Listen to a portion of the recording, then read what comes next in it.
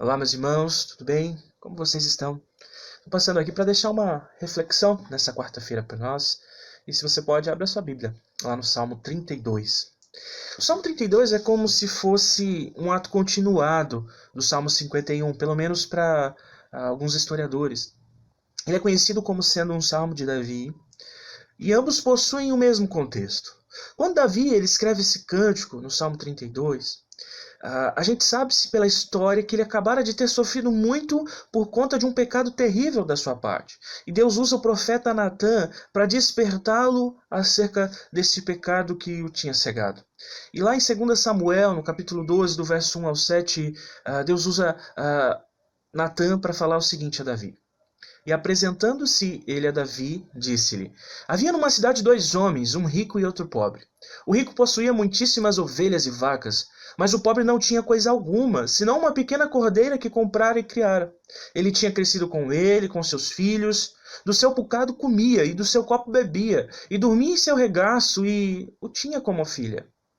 E vendo um viajante ao homem rico, deixou esse de tomar das suas ovelhas e das suas vacas para assar para o viajante que viera a ele. E tomou a cordeira do homem pobre e a preparou para o homem que viera a ele. Então o furor de Davi se acendeu em grande maneira contra aquele homem e disse a Natã: Vive o Senhor, digno de morte ao homem que fez isso, e pela cordeira tornará a dar o quadruplicado porque fez tal coisa, e porque não se compadeceu. Então Natã disse a Davi: Tu és este homem. A gente sabe que Davi estava cego. O seu coração estava obstinado pelo pecado que o fez tomar para si uma mulher que não lhe pertencia, que é Batseba. Mais tarde, então, Davi descobre que essa mulher estava grávida. E para dar um jeitinho nessa questão, ele manda chamar Urias, que era o marido de Batseba. Esse homem estava na guerra, e para desconforto de Davi, Urias era um homem leal, era um homem temente ao rei, era leal ao rei e leal à sua tropa. Davi manda que esse homem vá dormir com a sua mulher, mas esse homem não podia pensar ele estando no conforto com a sua tropa na guerra, ele estando no conforto com os seus homens na batalha. A lealdade desse homem impediu que Davi desse um jeitinho. Urias era um homem justo, fiel e era um homem leal, diferente de Davi. Como Davi viu que não tinha jeito com seus jeitinhos, ele mandou então que colocassem Urias na frente, colocassem Urias no pelotão de frente do seu exército, numa batalha diante de um bom exército. Interessante, Urias morreu. Esse foi o resultado. E quem encomendou a morte de Urias? Olhar para uma história como essa deixa qualquer um de cabelo em pé. Deixa perplexo porque é como a história que Natã conta para Davi. Mas isso também demonstra para nós algo muito importante. Não há pecado grande demais para Deus. O Salmo 32 nos faz ver com maestria como é bom a gente ser perdoado. Inclusive quando nem a gente mesmo se perdoaria. A gente precisa se lembrar que o perdão de Deus, o perdão que Deus nos concede é uma dádiva preciosa e merece a nossa reflexão e carece da nossa reflexão. Por isso eu queria me ater aqui hoje, nesses dois primeiros versos, que diz o seguinte, Salmo 32, 1 e 2. Bem-aventurado aquele cuja iniquidade é perdoada, cujo pecado é coberto. Bem-aventurado o homem a quem o Senhor não atribui iniquidade, e em cujo espírito não há dolo. Nestes dois primeiros versos, vemos aquilo que é chamado de paralelismo, algo muito comum na poesia hebraica. O salmista ele quer afirmar uma verdade preciosa que ele acabou de dizer, por isso ele enfatiza a mesma coisa de outro modo, com o mesmo intuito. É como se a gente dissesse, olha, hoje está bem quente, estou suando muito, puxa vida, eu estou derretendo, o sol está escaldante.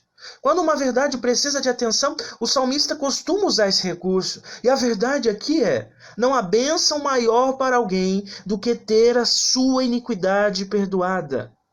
Não existe nada tão bom para mim e para você quanto o perdão dos nossos pecados. E talvez a gente precise falar um pouquinho disso, talvez a gente precise remontar algumas questões para se lembrar do que de fato é bom. Porque as palavras do profeta Jeremias nos diz lá em Lamentações 3:22 que as misericórdias do Senhor são a causa de não sermos consumidos.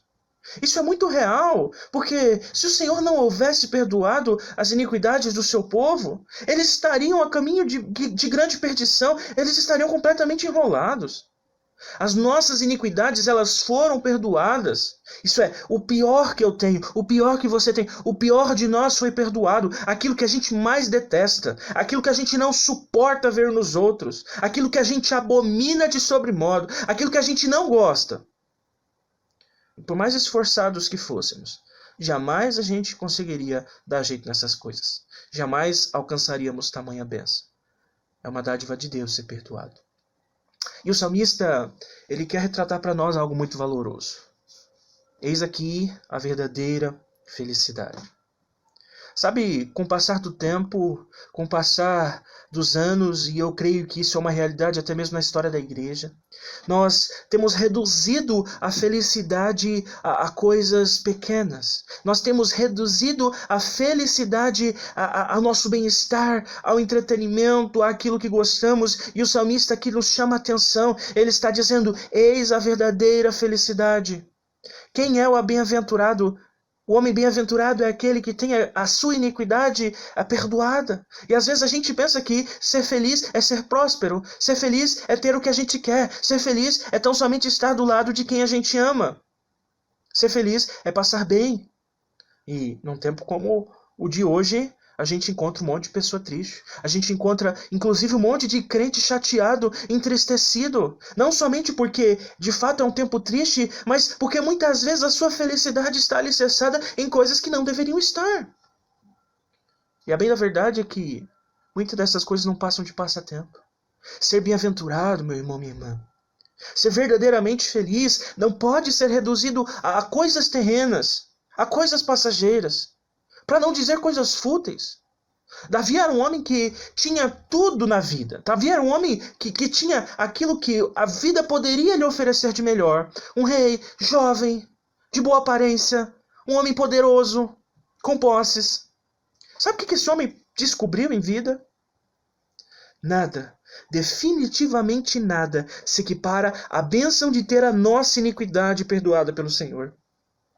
Este homem chegou à conclusão de que felicidade verdadeira, ser bem-aventurado, não é sobre algo que este mundo possa oferecer para a gente. Calvino, ao refletir sobre essa verdade, nos diz o seguinte: a felicidade dos homens consiste única e exclusivamente no gracioso perdão dos pecados. A nossa alegria plena, a nossa satisfação, a nossa felicidade não pode ser encontrada em outra fonte. Nós fomos perdoados. Por isso somos bem-aventurados. Por isso devemos nos regozijar imensamente por isso. Nós estamos nos aproximando da Páscoa. Não tem como falarmos da bênção que é ser perdoado, sem falarmos daquele que nos presenteou com seu perdão. Lá em 2 Coríntios 5, versos 17 até o 19, diz o seguinte: assim que, se alguém está em Cristo, nova criatura é. As coisas velhas já passaram. E eis que tudo se fez novo, e tudo isso provém de Deus, que nos reconciliou consigo mesmo por Cristo Jesus, que nos deu o ministério da reconciliação, isto é, Deus estava em Cristo reconciliando consigo o mundo, não lhes imputando os pecados, e pôs em nós a palavra da reconciliação. Para quem, por iluminação do Espírito, pôde enxergar o quão mal era e é os seus pecados, e o quanto isso lhe trazia dano, prejuízo, não só de momento, mas por toda a eternidade. Pôde também enxergar pela fé que existia alguém que, apesar dos pesares, que apesar de nós, era extremamente bondoso, e que a sua bondade geraria o oposto de suas obras, que a sua bondade traria absolvição, livramento, salvação. Cristo Jesus é a causa de, em tempo oportuno, gozarmos da bênção do perdão de Deus sobre nós. É sobre isso que devemos repousar. É pensando nisso que devemos aguardar.